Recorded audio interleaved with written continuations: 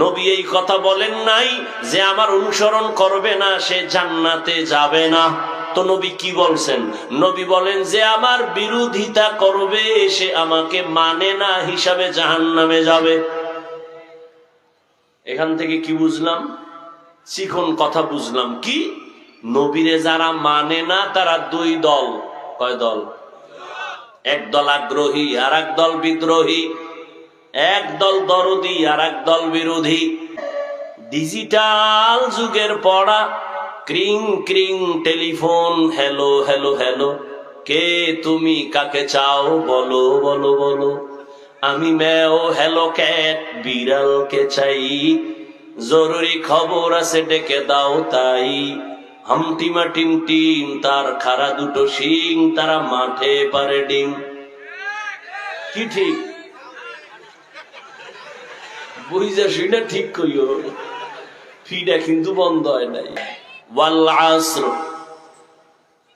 আসরের শপথ, ইন্নাল ইনসানা লাফি খুসর, নিশ্চিত পৃথিবীর সব মানুষগুলো জাহান্নামী, ইল্লাল্লাযীনা আমানু, কিন্তু যারা ঈমান আনয়ন করবেন, ওয়া আমিলুস সালিহাত, নেক আমল করবেন, ওয়া তাওয়াসাউ বিল হক, ঈমান ও আমলের দাওয়াত অন্যকে দিবেন, ওয়া তাওয়াসাউ বিস সাবর, ঈমান আমলের বিরুদ্ধে যারা চলে তাদের বাধা দিতে গিয়া বিপদ আসলে ধৈর্য ধারণ করবেন।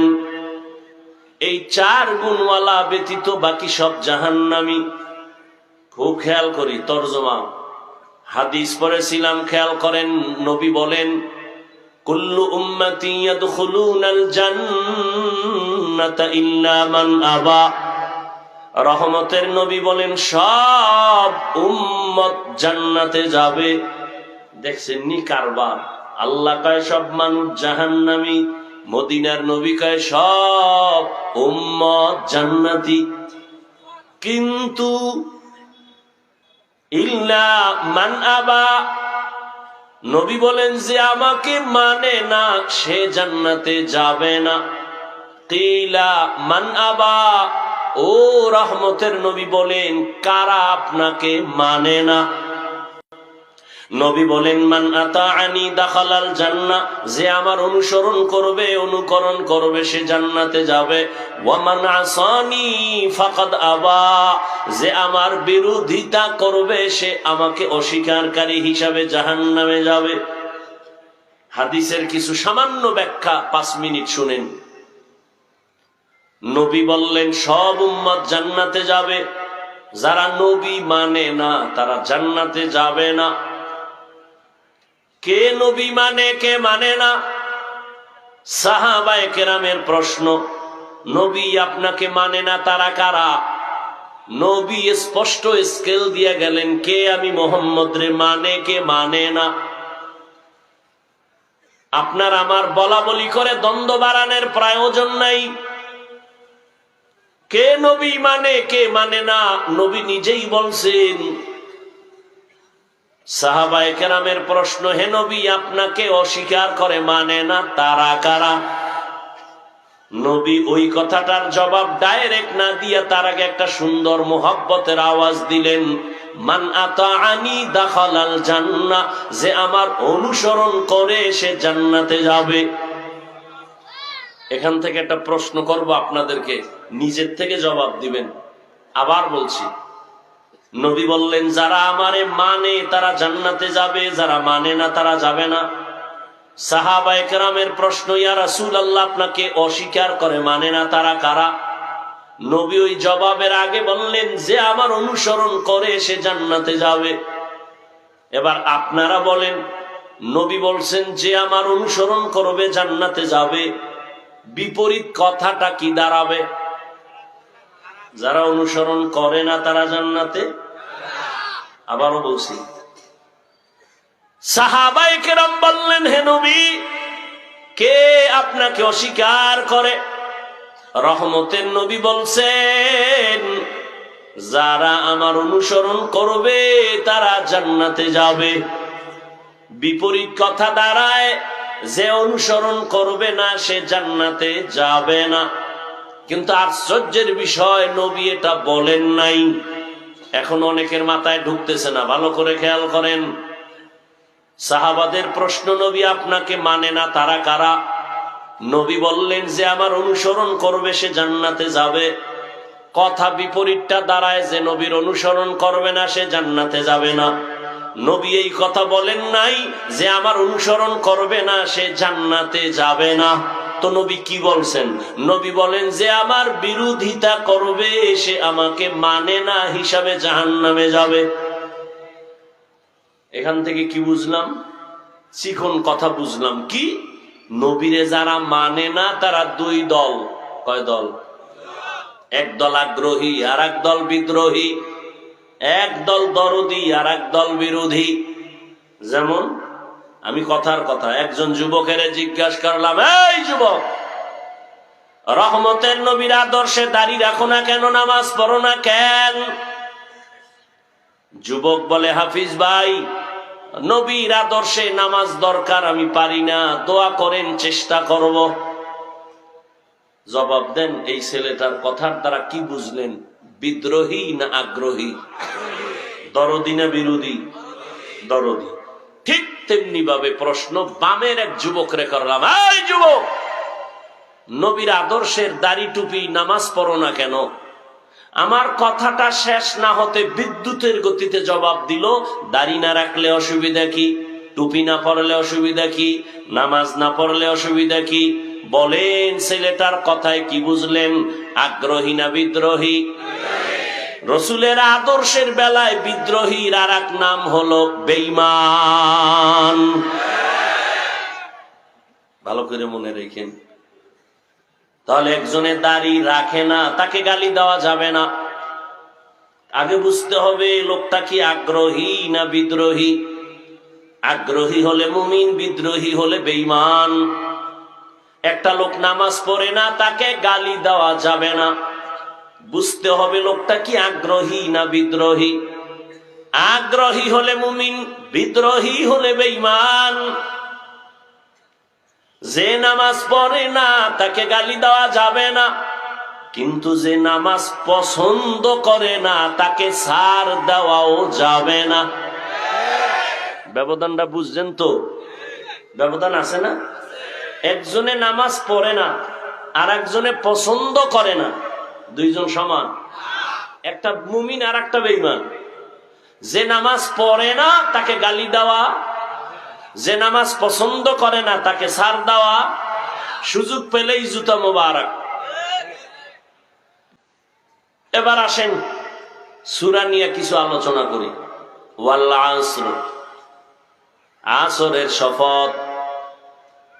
সূরাটা যদিও বড় ছোট সূরা, কিন্তু সূরার পাওয়ার অনেক বেশি। চার মাযহাবের চার ইমাম, এর মধ্যে একজন ইমাম হলেন ইমাম শাফিঈ রাহমাতুল্লাহি আলাইহি। তিনি লেখছেন, আল্লাহ যদি কোরআনে হাকিমের মধ্যে ৬৬৬৬ আয়াত সবগুলো যদি অবতীর্ণ নাও করতেন, শুধু আল আসরে সূরাটা দিয়া বলতেন, দুনিয়ার মানুষ এই সূরার উপরে আমল করো, আর মানুষ যদি ওয়াল আসরে সূরাটা উপরে আমল করে জীবন চালাইতো, বিনা হিসাবে জান্নাতি হয়ে যাইতো। কাদের কুদরত দারি বরকামাল, আনতা রব্বি আনতা হাসবি যুল জালাল, তুহি কাদের জলিলুল্লাহ জাহাদার, বহর হালে তুহি মেরা নেগাহদার। সূরাটার এমন পাওয়ার। সূরাটার শুরুতে আল্লাহ শপথ করলেন ওয়াল আসর, আসরের শপথ। আল্লাহ শুধু এখানে না, কোরআনের বিভিন্ন জায়গায় শপথ করেছেন, কসম করেছেন। একটু জবাব দেন, আল্লাহর কোরআন সত্য না মিথ্যা? কত পার্সেন্ট সত্য? পুরাটা না অর্ধেক? সবাই একমত? 100 বুঝি না আর 200 বুঝি না, কিয়ামত পর্যন্ত জমিনে আরো যত পার্সেন্ট বাড়বে সবার থেকেই আমার আল্লাহর কোরআন সত্য।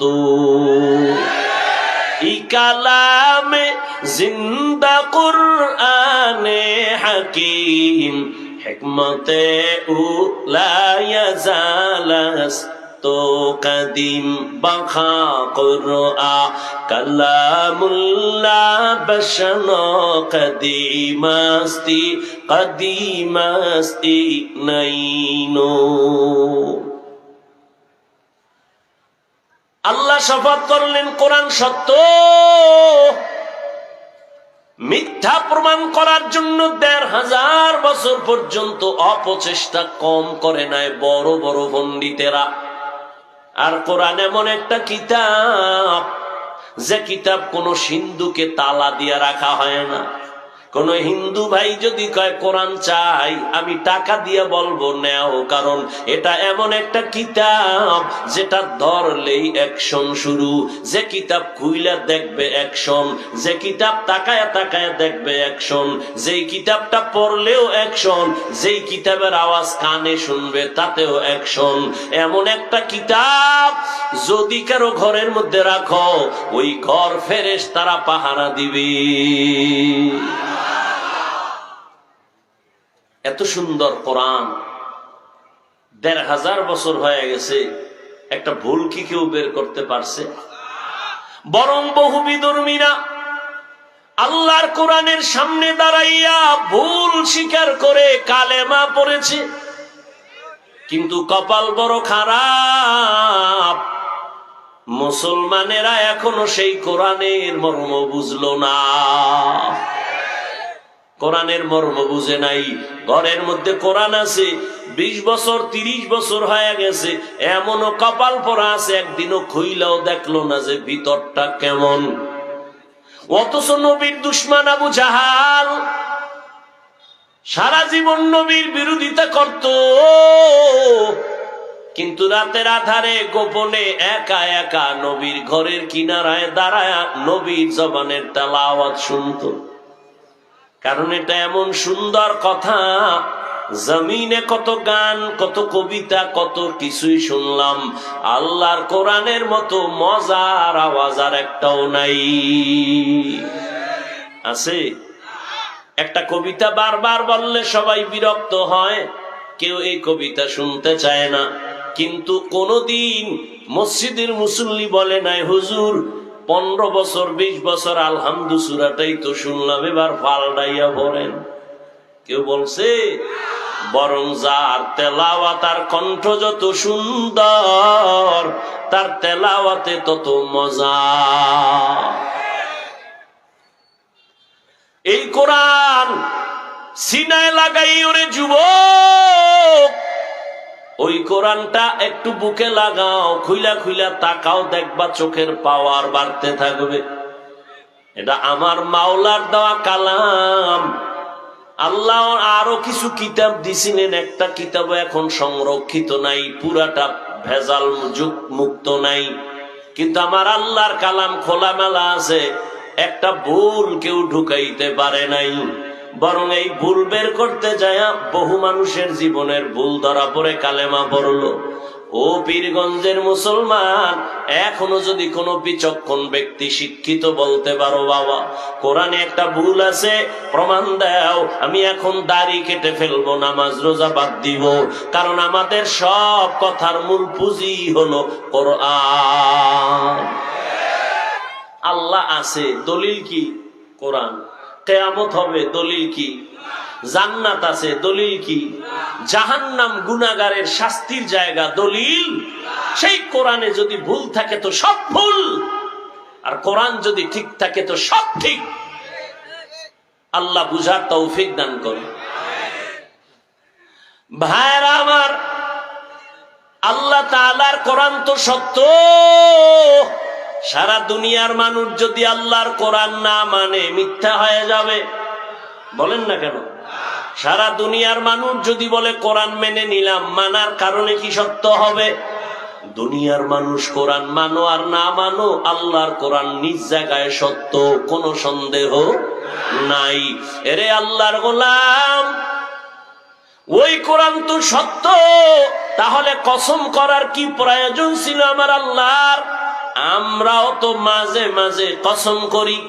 কেন আমরা কসম করি? সন্দেহ দূর করার জন্য। যেমন বললাম, ভাই আমার কথাটা এমন কয় বিশ্বাস করি না, তখন বলি কসম। কসম যখন খাইছো মেনে নিলাম। তাহলে আমগো কসমের উদ্দেশ্য কি? সন্দেহ দূর করা। আল্লাহর কোরআনে কি সন্দেহ আছে কসম খাইয়া দূর করছেন? নাই। শুধু নাই না, চ্যালেঞ্জ দেওয়া, লা রাইবা ফিহ। কোরআনে কোনো ভুল সন্দেহ নাই। এই যে পাগড়ি দিলাম, কয়জন রে? 20 জন ছাত্র, ছোট ছোট বাচ্চা।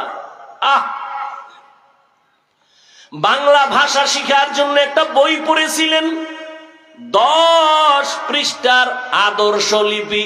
পড়ছিলেন নি? কথা হয় না। ও ভাই, সত্য কথাটা স্বীকার করতেও কি আপনাদের সমস্যা? আদর্শ লিপি বই চিনে নি না? আর শিক্ষাঙ্গন যেইভাবে রং লাগাইছে, চিনারও তো কথা না। আগে আমরা আদর্শ লিপি পড়ছি, সকালে উঠিয়া আমি মনে মনে বলি, আমি যেন সারাদিন ভালো হয়ে চলি। মনে আছে? আদেশ করেন যাহা মোর গুরুজনে, আমি যেন সেই কাজ করি ভালো মনে। আর এখন ডিজিটাল যুগের পড়া, ক্রিং ক্রিং টেলিফোন, হ্যালো হ্যালো হ্যালো, কে তুমি, কাকে চাও, বলো বলো বলো।